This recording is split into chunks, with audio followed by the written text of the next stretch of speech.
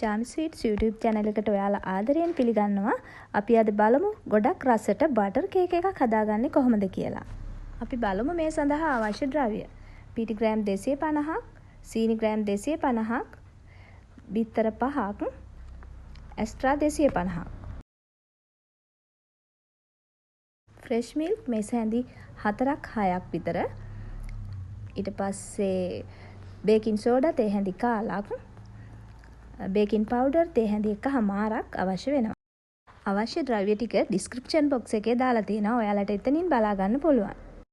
මම මේ වෙලාවේදී පිටිවලට බේකින් පවුඩර් තේ හැඳි 1/4යි, බේකින් සෝඩා තේ හැඳි කාලයි දාලා පිටි එක හලලා පැත්තකින් තියා ගන්නවා. ඉස්සරලාම අපි එක්ස්ට්‍රා ටික භාජනයකට දාලා එක්ස්ට්‍රා ටික හොඳින් මෙල්ට් වෙනකන් බීට් කරගන්න ඕන. ඊට පස්සේ බීට් කරගත්ත එක්ස්ට්‍රා එකට සීනි ග්‍රෑම් 250 එකතු කරගන්න ඕන. අපි මේ ටික විනාඩි 2ක් 3ක් විතර හොඳට බීට් කරගන්න ඕන. සීනි ටික අපි ටිකෙන් ටික තමයි එකතු කරන්නේ.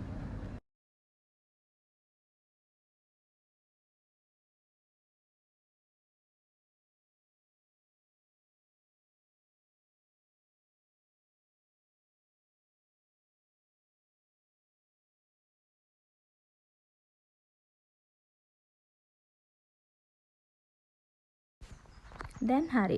මේ වෙලාවේදී අපි බිත්තර 5 එකින් එක එකතු කරගන්න ගමන් බීට් කරමු. මේ ටිකත් විනාඩි 3ක් 4ක් විතර බීට් කරගන්න ඕන. වටේ දැවටිලා තියෙන බැටර් ටික එකතු කරගන්න ගමන් බීට් කරගන්න ඕන.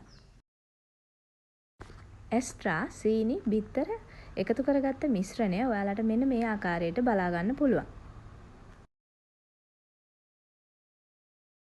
මේ වෙලාවේදී බේකින් පවුඩර්, බේකින් සෝඩා එකතු කරලා හලාගත්ත පිටි මිශ්‍රණය බැටර් එකට එකතු කරගන්න ඕන. මේ පිටි එකවර එකතු කරන්නේ නැහැ. මම මගේ පිටි ටික එකතු කරගත්තේ 3 වතාවකට. පිටි ටිකෙන් ටික එකතු කරලා හොඳට බීට් කරගන්න. වටේ තැවරිච්ච පිටි ටික ස්පැචුලා එකකින් එකතු කරගන්න ගමන් හොඳට බීට් කරගන්න.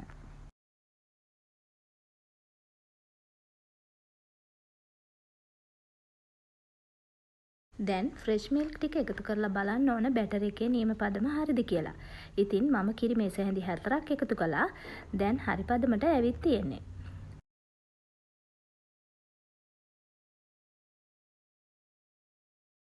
අන්තිමට වැනිලා තේ හැඳි 2ත් එකතු කරලා හොඳින් කලවම් කරගමු.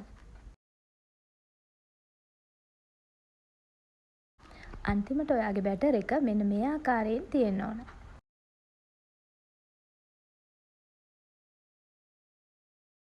බටර් තවරපු ඔයිල් පේපර් එකක් දාලා සකස් කරගත්ත තැටියට බැටර් එක දාගමු.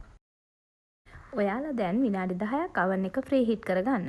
මගේ oven එකේ විදියට මේ කේක් එක සෙල්සියස් අංශක 180ට විනාඩි 40ක් බේක් කරගත්තා.